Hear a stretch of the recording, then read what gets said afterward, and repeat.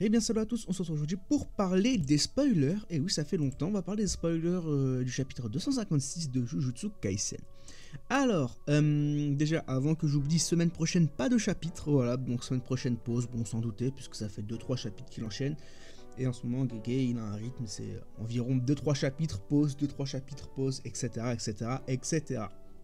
Alors, le chapitre 256, des images qu'on a pu avoir. Donc, en gros, de ce que j'ai compris, le chapitre débute avec un flashback de Gojo qui explique qu'en gros, il peut pas faire de rayon noir à l'infini, concrètement. Voilà, donc, du moins à volonté. Et ça, c'est quelque chose de très intéressant puisque on a tous cette image en tête de Gojo qui est le plus puissant, ce mec qui réussit tout du premier coup, et on se disait, bon bah pour lui, faire bon je vais utiliser le terme Black Flash, hein, c'est plus simple, faire des rayons noirs, des Black Flash, bah pour lui c'est facile, c'est easy, après tout c'est Satoru Gojo, qu'est-ce qui l'en empêcherait? Et bah il faut savoir que bah il peut pas utiliser à volonté, c'est-à-dire que vraiment ce rayon noir, ce Black Flash, bah c'est quelque chose d'extrêmement puissant, dans le sens où bah, si on peut pas en faire à volonté, c'est que ça a une véritable puissance. Et surtout, bah, c'est que c'est très compliqué à utiliser. Et vous allez voir ce qui va se passer dans ce chapitre. Et vous allez comprendre en fait que bah, en fait, Itadori, c'est peut-être pas en fait le mec qu'on pensait être, enfin le mec nul quoi. En fait, c'est peut-être lui le véritable main caractère. C'est peut-être le héros qu'il pense être. Bref, vous allez comprendre pourquoi. En gros, après, il y a Gojo qui explique qu'en fait, Nanami, il a réussi à battre le record... Enfin, c'est Nanami qui détient le record de Black Flash en termes d'utilisation. Il en a enchaîné 4 d'affilée. Si je dis pas de bêtises, on a vu ça lors de Jujutsu Kaisen 0. Voilà. Et depuis, ça n'a jamais été battu. Il me semble qu'Itadori, il en a enchaîné 3 d'affilée.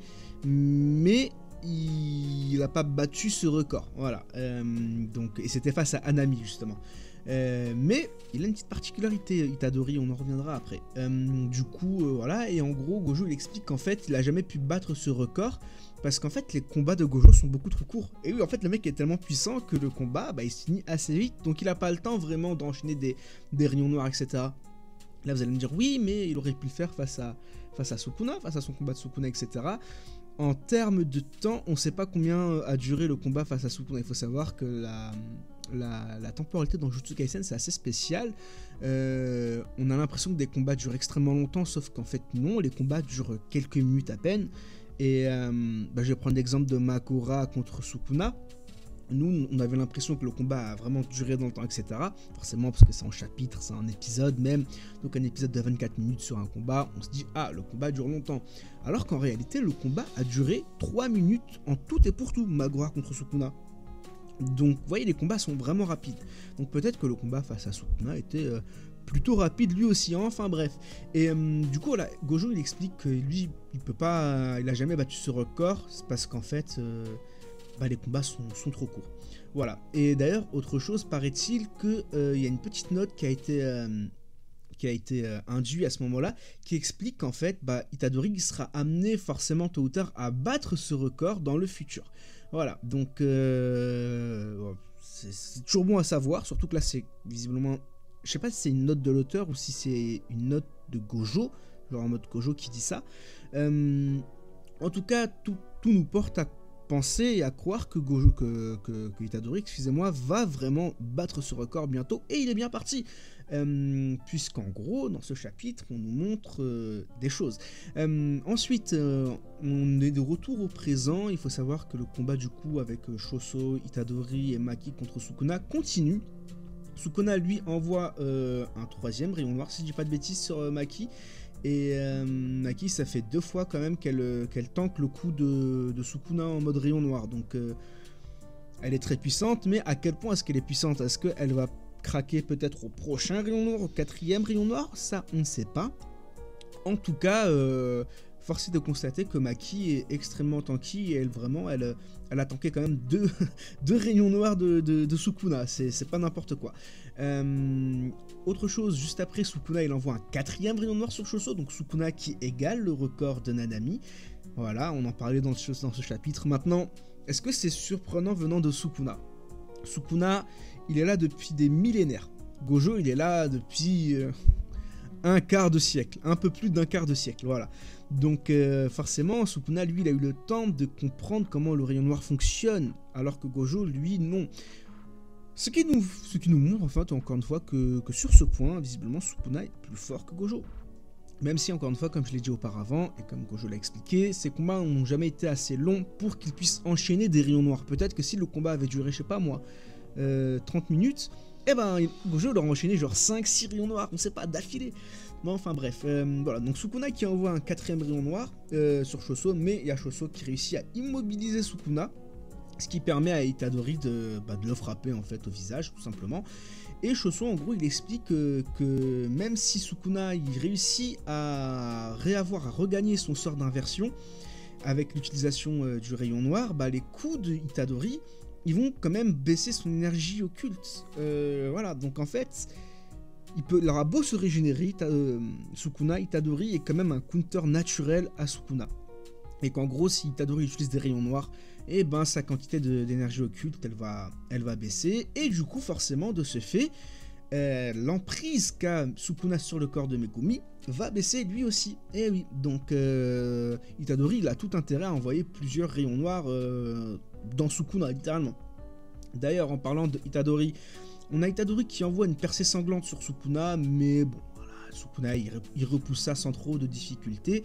D'ailleurs, c'est cool, vraiment, c'est cool de voir que Itadori il maîtrise maintenant les percées sanglantes, il maîtrise tout ce qui est en rapport avec le sang, comme Choso peut l'utiliser, comme Noritoshi, etc.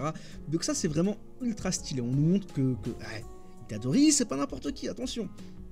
Et juste après, en gros, il y a Itadori qui commence à rentrer dans cet état de stase qui lui permet en fait de pouvoir utiliser des rayons noirs, justement. Donc ça y est, il commence à... On va appeler ça le flow, la zone, voilà. C'est vous voyez, ce genre de truc. Hein. Si je prends un exemple pour les mangas de sport, hein, la zone dans Kuroko no Basket, le flow dans Blue Lock, vous savez, ce petit point vert, cette lueur verte dans les yeux, dans Hajime no Ippo, bref. Tout ça, en gros, il rentre dans un état de stase, dans un état de concentration absolue. Et en gros, il y a Sukuna qui commence à ressentir que Itadori, là, il va utiliser un rayon noir, là. Il est là en mode comme Maito. Il se dit, en fait, il y a tout qui me porte à croire que Itadori, là, il va mettre un rayon noir dans le ventre. Et c'est ce qui se passe. Itadori met un rayon noir dans le ventre. Bon, bien sûr, avant, il y a Laru qui utilise son sort sur Sukuna pour justement le distraire. Et au même moment, on a Itadori qui envoie un rayon noir en plein dans le ventre de Sukuna. Voilà, donc l'intuition de Sukuna était bonne, tout comme celle de Maito d'ailleurs. Hein. Dès qu'un personnage commence à ressentir le fait que Itadori va utiliser un rayon noir, c'est pas pour rien, on va dire. Hein. C'est avéré. Voilà, donc Itadori, gros rayon noir dans le ventre. En plus, là, vraiment, vous n'avez pas les images, mais le rayon noir qu'il envoie à Itadori, il est violent. Ah, il est vraiment violent. Et d'ailleurs, fin du chapitre où le narrateur justement explique que Itadori, il est béni par l'étincelle du rayon noir et que désormais, il est éveillé. Enfin les amis, Itadori est éveillé. Et c'est là où je voulais en revenir, c'est que Itadori, au fur et à mesure de ce chapitre, on constate que ça y est, ce mec il rigole plus. Et même au fur et à mesure, durant l'arc de la traque mortelle, surtout la deuxième partie de la traque mortelle, donc combat contre Sukuna, etc. On le voit clairement s'éveiller dans le sens où il maîtrise en moins d'un mois le sort d'inversion, il maîtrise en quelque temps la percée sanglante, donc il maîtrise les hématomes, etc. Les hématomes comme Choso, comme le clan Noritoshi, il maîtrise les rayons noirs. En fait, là, ça y est, Itadori maintenant, en ayant envoyé cet ultime rayon noir, ça a vraiment déclenché son éveil, tout comme ça a déclenché plus ou moins son éveil face à Maito, vous voyez. Donc là en fait, Itadori, ça y est, il rentre dans la cour des grands. Comme je l'ai vu sur Twitter, le lent était très laid, mais ça y est, Itadori est éveillé. Plus de 255 chapitres qu'on attendait ça, et là ça y est, maintenant c'est fait. Itadori est éveillé, et il va enfin nous montrer à quel point il est puissant. Puisque je vous rappelle que s'il s'éveille, il s'éveille aussi plus ou moins au sort de Sukuna que Sukuna a utilisé dans son corps, vous voyez. Donc voilà, en plus là du coup, forcément, on nous parle de rayons noirs, etc. Itadori vient d'en balancer un. Vous allez voir que dans 2 semaines, prochain chapitre, donc le 257, Itadori, il va nous en balancer 4, 5, 6 d'affilée. Et il va battre ce record tout simplement et on va être content, on va être là en mode enfin. Et Itadori va enfin réavoir ce rôle de protagoniste, puisqu'encore une fois, comme je l'expliquais, excusez-moi, dans une vidéo récemment, c'est qu'en fait Itadori, on n'a pas vraiment cette impression que c'est lui le personnage principal. On a l'impression qu'il y a plusieurs persos principaux dans Jujutsu Kaisen. Et alors le fait que Itadori s'éveille, ça y est, c'est à lui que revient ce rôle de protagoniste. C'est le héros qu'il pense être, ça y est, c'est Itadori Yuji, le main caractère de Jujutsu Kaisen. Et ça fait plaisir. Vraiment, ça fait vraiment plaisir. Voilà en ce qui concerne ce chapitre, les amis.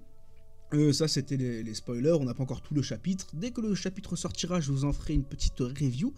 Et puis de toute façon, il y a d'autres vidéos, je pense, que sur Jujutsu Kaisen qui vont sortir d'ici là. Encore une fois, donnez-moi votre avis sur le chapitre. Et puis moi, je vous dis à très bientôt pour Jujutsu Kaisen. D'ici là, portez-vous bien. Bye bye.